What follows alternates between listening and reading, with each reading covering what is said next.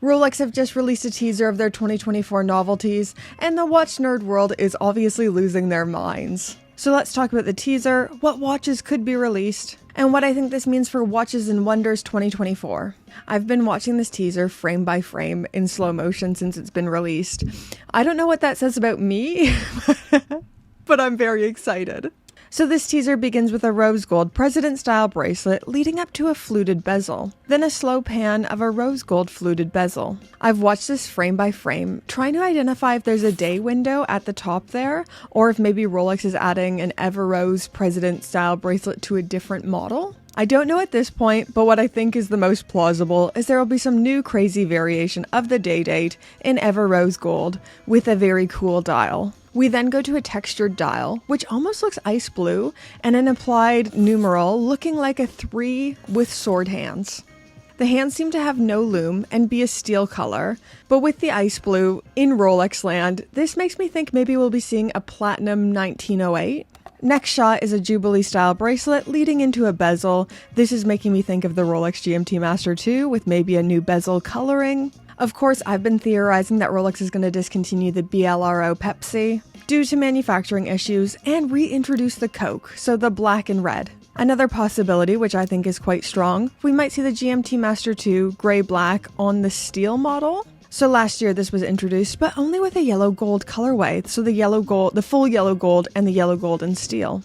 I think this would look so icy fresh on the steel, and I think it's quite plausible that this could happen. But this is just my theory. If there's one thing I've learned from doing this for a few years now, it's that my theories are almost never right, and Rolex is probably going to do something far more interesting than what knobheads on the internet like me predict, so we'll see. The next scene we get is an Oyster Flex, so don't worry about the numbers on there and the F on there. That's nothing new. This is just a Oyster Flex reference number, and the F is pertaining to the size. But my top theory is that we could finally be seeing the Submariner on Oyster Flex. So last year, 2023, it was kind of up in the air on whether Rolex would be celebrating the Daytona anniversary or the Submariner anniversary. Of course, we know now that they went with the Daytona, with the Submariner getting a small color change with the green bezel slightly changing colors. So I think this year we could be seeing a big shift with the Submariner,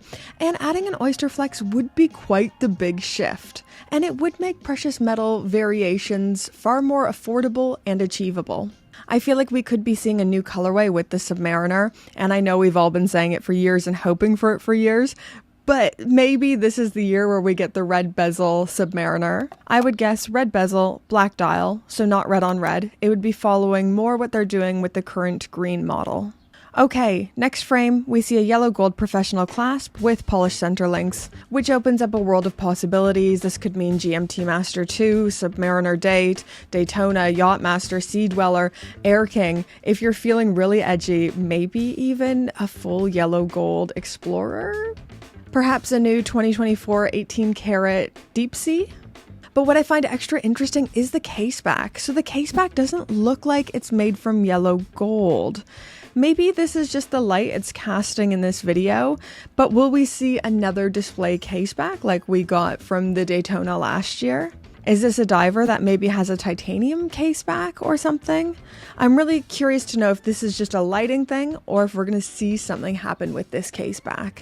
I'm kinda secretly hoping for a full yellow gold Explorer. I feel like it won't happen, but with the brand introducing the two-tone Explorer a couple years ago, maybe they want to push the boat out even further? Aesthetically, I would love it. Financially, I'm not on a precious metal budget, but I would love a full yellow gold Explorer. Moving on, once again, we have a fluted bezel, yellow gold, 2 dots under the coronet, which means twin lock, which is on a number of Rolex models. I'd guess a Datejust or a day date here. We then move on to a very bling gem set Cyclops bezel in Everose gold. This is one I'm far less interested in. I'm not a diamond gal. I don't love gem setting in diamonds, so I'm gonna guess this is a day date with extra bling. Then we have a rolling Jubilee bracelet, Everose Gold, and for the final shot, a clear day date, President style bracelet in Everose Gold. And that is where the teaser ends. It does feel like a lot of Everose Gold this year. I was talking with one of my authorized dealers and they were kind of hinting at a few of the Datejusts being discontinued. So the palm fronds and fluted motif are apparently on their way out. So I'd imagine from this trailer we're seeing some of the new Datejusts that will be added in their stead. I've also had an AD hint to the Yacht Master II being discontinued or at least retired as it is and getting a massive facelift. So perhaps we're seeing some Yacht Master II in this trailer. I think this is a model a lot of watch nerds forget about, or at least maybe suppress to like deep dark places because we don't want to talk about the Yacht Master II.